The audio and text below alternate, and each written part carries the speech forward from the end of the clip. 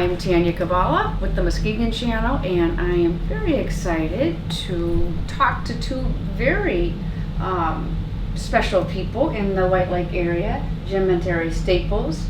They are descendants of one of our White Lake area's lumbering families, the Staples, and I've always admired their historic home as we go past, and I've had them both on my list to interview years ago when I had a column in the weekly paper here, and was glad to meet them around town a little bit ago and say, hey, you know, can I chat with you guys? And just want to start off by asking them just, you know, what's the significance of the Staples to the White Lake area and Whitehall?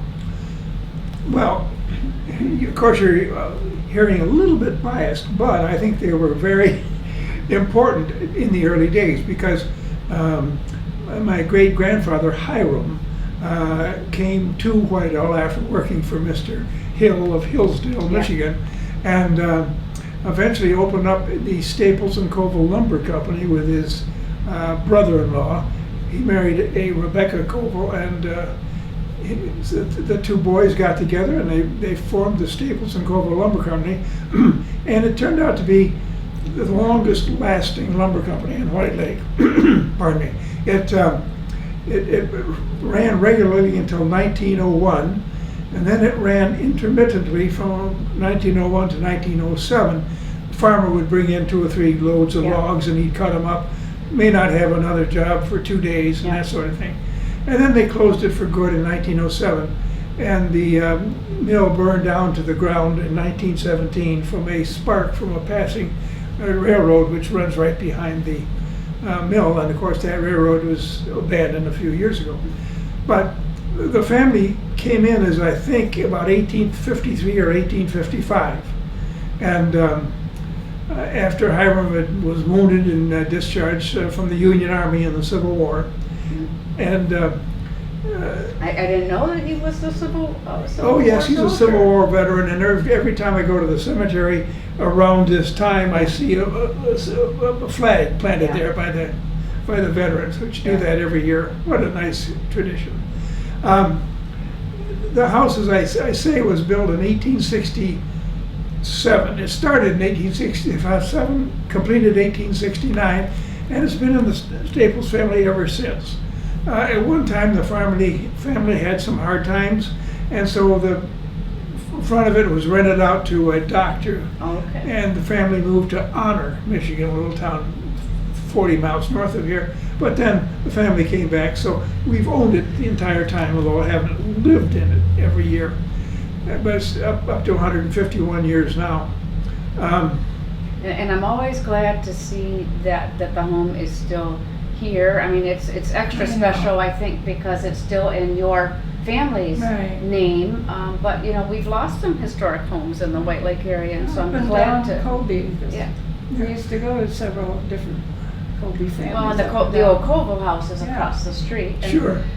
So Hiram was your great grandfather, and then your father was Henry Staples, and he lived in Grand Rapids where he worked for the Keeler Brass Company. He went to work. He tells the fact that he was late for work the first day because he couldn't find the factory. But then he started as superintendent and he ended as superintendent, but the job got bigger and bigger as the years rolled on.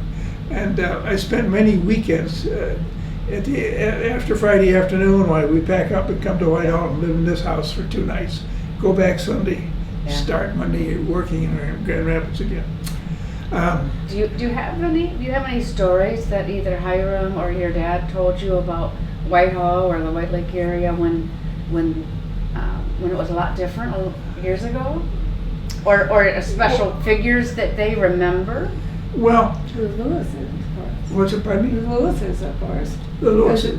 That's Jim's dad's graduating class, and Henrietta's in his John graduate. Lewis, the Lewis house, Yeah, the another Lewis one house. of our historic homes. Yeah, and Dad and Florence Lewis were in the same graduating class of 1909. That picture up there. Yeah. Okay. And but beyond that, I think the more interesting part of it, from a family standpoint, was the fact that Hiram had another daughter, and she moved to the Texas, which was just becoming a state, a real organized state.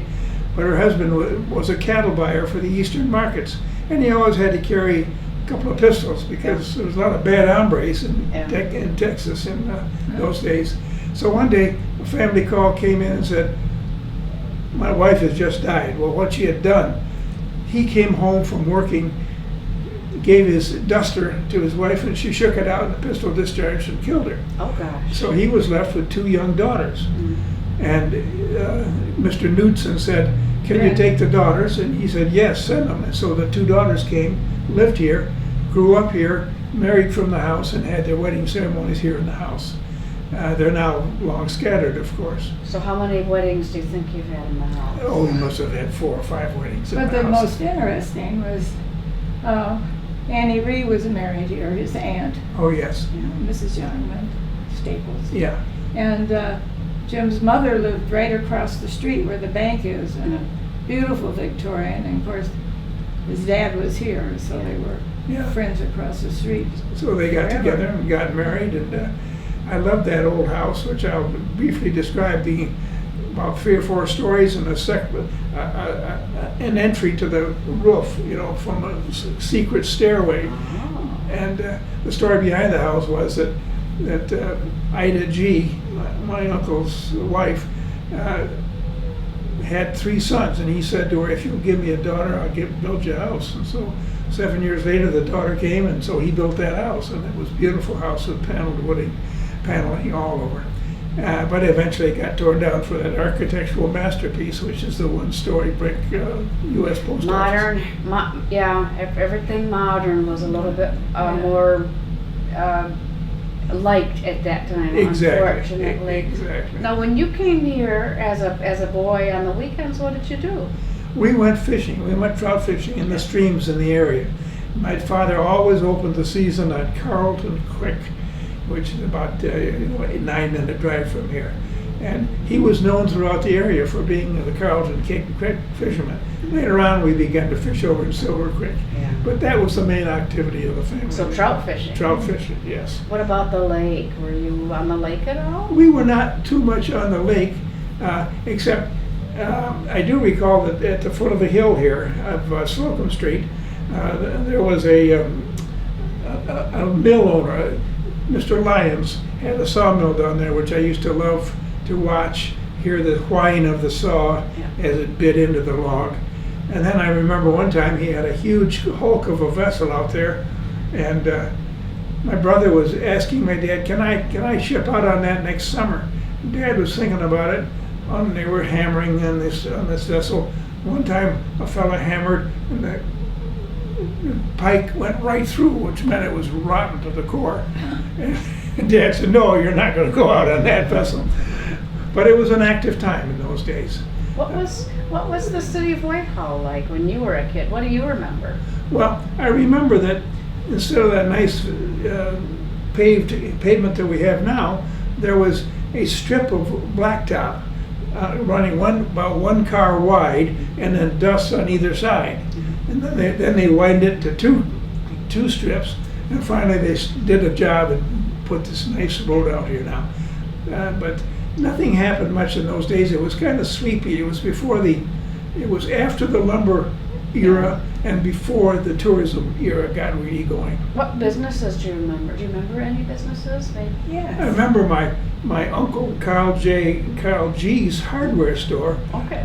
I forget the name of the store in there now, but I would go down there, and after I got to be about 11 or 12, my uncle would let me wait on trade, and my favorite job was parceling out screws. Somebody would come in and say, "I want 10 pounds of number 8s." And I'd weigh out 10 pounds of number 8s and then give another handful just to be sure.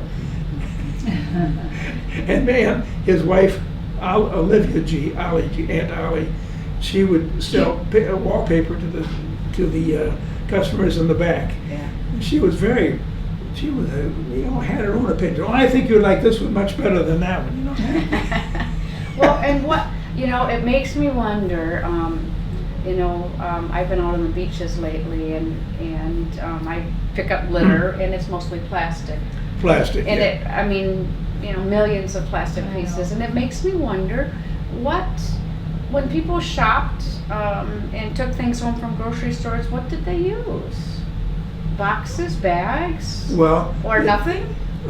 mostly nothing and bags. Yeah. And Uncle Carl had he sold a lot of 22 rifle and shotgun shells. He had a lot of wooden boxes with Remington on. Okay. And so sometimes you might come home with a Remington shell box, but you had, hardware items in it, see? So I'm sure they're distributed all over the area. But Leonard Nina had a butcher shop and a grocery store. Bloomdahl, yes. Leonard Nina Bloomdahl, Yeah. correct. And we always stopped in there. And I like to watch Leonard work on that big big chopping board in the center. Yeah. And we always stopped at Pitkin's drugstore. Pitkin's has been there for time immemorial. Over 100 years. I can't recall exactly, but it is one of our most long-standing businesses. Oh, yes, and it was such a nice store. People were so nice. And Pitt, as I knew him, Clarence Jr., I believe, he was the White Lake Yacht Club Yes. secretary. Yes. So whenever somebody came in town, they always went to Pitkin's drugstore, and he'd wait on them, and then he'd go in the back and write down the fact that so-and-so was in town on such a date. And that also always showed up in the White Lake Yacht Club news that came out to all of us. And I heard that was a pretty big deal. Oh, yes, You know, it was a but big deal. that a lot of people read it kind of like a little newspaper. It was, and it was a great history. It was current history of the White Lake area. So sad that nobody carried it on, because he did a real civic duty there. I've seen some editions of Yes. it. What do you think makes this area so special? What do you think, Terry?